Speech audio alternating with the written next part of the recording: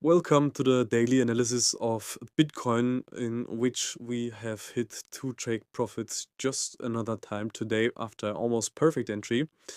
Market is really pumping at the moment, and it actually finally also broke this resistance here. So it is looking pretty good, and overall, we might just finally break this range, which could actually pump us to the $80,000 per Bitcoin region again. But of course, we will have to be careful at the moment, because here there's a heavy resistance still, which, as you can see,